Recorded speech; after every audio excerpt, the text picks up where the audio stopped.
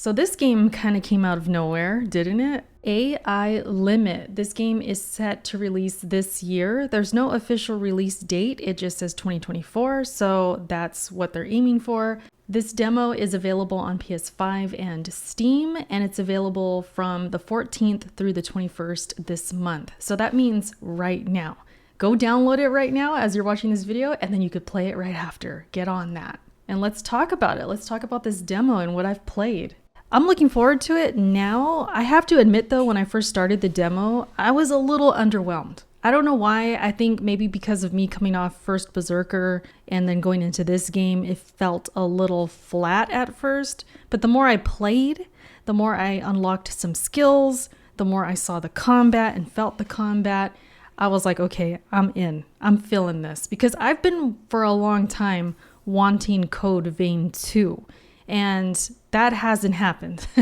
This might be the closest thing, at least aesthetically. It looks very much like a Code Vein inspired Souls-like. And so I'm hype for it just in that sense. But after playing it, like I said, it grew on me. The main character, she's a little slow.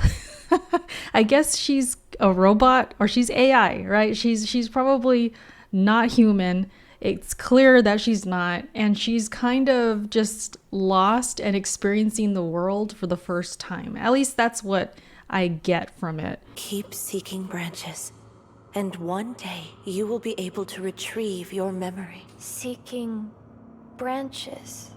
She's just a little bit clueless, a little bit of an airhead, and I thought it was funny, but as the game progressed and I went through the demo, and started kind of putting pieces together, memories that she collects, and then of course putting together these branches that act as a bonfire, and just kind of getting those Souls-like aspects moving, and then having the story kind of intertwined with that and what we're doing.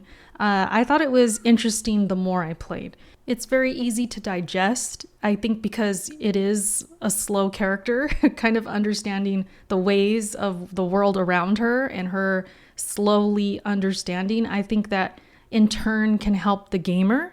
If you're looking for that Souls-like that has a story that starts to build up, I think possibly we can get that here.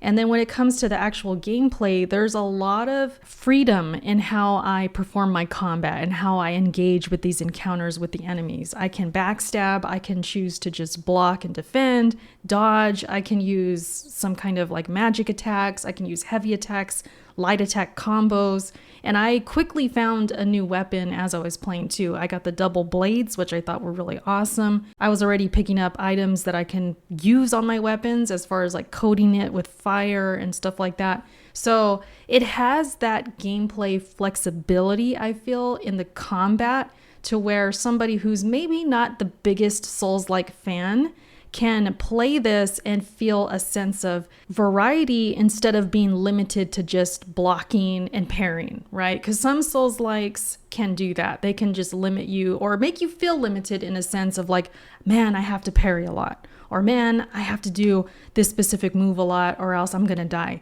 With this game, I feel just right away, and I've only been playing a little bit, I already feel that feeling's not there to where I'm limited. I do feel a sense of freedom in the combat, and I think that will help casuals or people who kind of like Souls-likes, but not all the way like the rest of us. I feel like this will be a little bit more welcoming. So that was cool to see.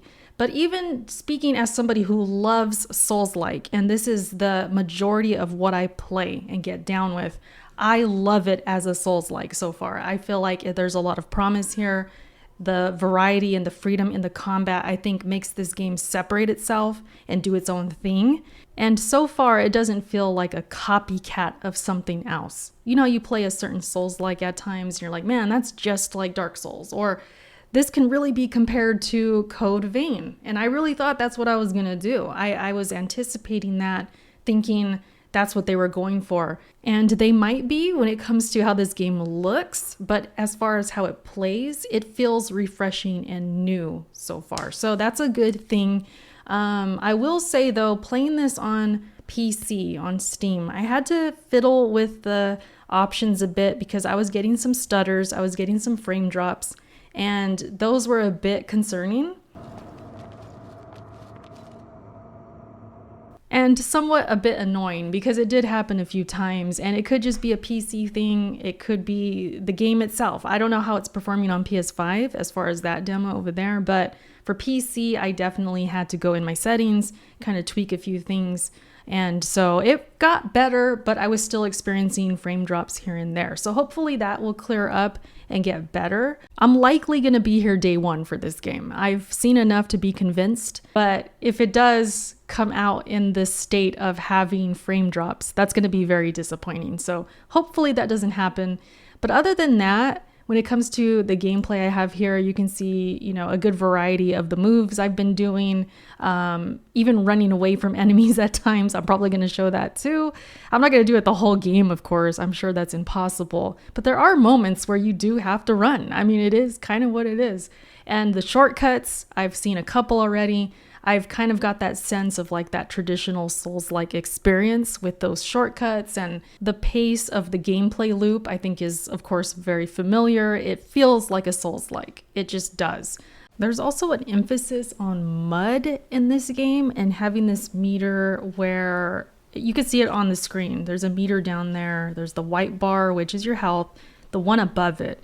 The higher that is, the more damage you're going to put into the enemy. So it's part of the game to build that up, collecting items for it, and then also attacking and defeating enemies to build it up as well.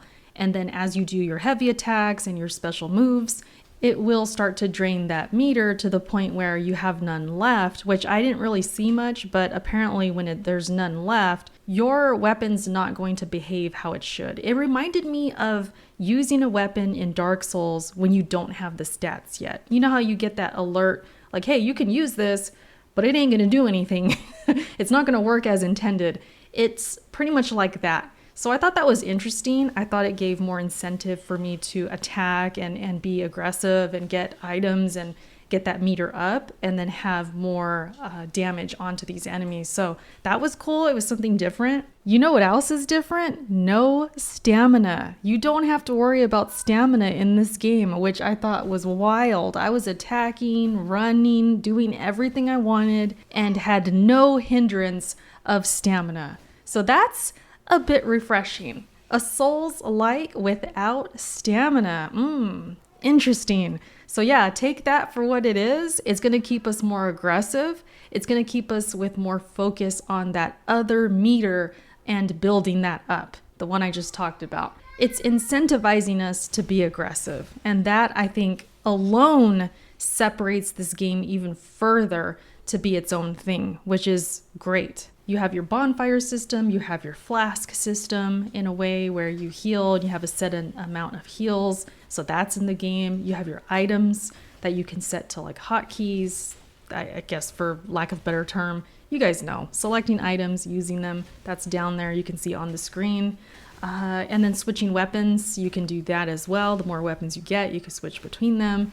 There's a lot here to, I think, give it that Souls feel when it comes to that combat, but because of all the different kinds of moves you can do, even when it came to my twin blades, I was holding L1, and then when I tap R1, I do a move like this. It's like this quick little stab move, and I thought that was really nice. So there's different moves here that you can do. If I hold L1 and hit R2, then I shoot this, which is cool for long distance enemies. I got some projectile attacks I can do on the enemies. I like that. I like that there's different things that we can use here. And then again, when that meter is full, it's gonna do more damage. So yeah, I thought it was interesting to have these different aspects to the game. It makes it different and gives it its own identity. That's really what Souls-like is about for me. When it's a game that is inspired by Dark Souls, sometimes I don't want it exactly like Dark Souls. I want it a bit different. And this game, I think, is understanding that assignment. I think they understand. So I'm feeling it. I'm feeling this game. All the traditional Souls-like vibes, I think, are here, but it does enough differently to where it feels new. And this is just from the little bit I've played. I've already gotten that sense of like, yeah, this is something cool here. I think I'm going to keep my eye on this and I'll likely be here when it's out. That's my thoughts on this demo. I hope you guys enjoyed. Let me know what you think if you've played it. I'm sure there's things I'm going to learn about it as I keep testing it out and stuff. I'll probably run through it a couple times. But just first impressions right off the bat, it's cool. I'm enjoying it. Like I said, it started a little bit underwhelming, but the more I played, it grew on me pretty fast. It didn't take long. So yeah, that's my thoughts. I hope you enjoyed. Thanks for watching, and I will catch you in my next video. All right, bye. My son also says bye. All right, bye guys.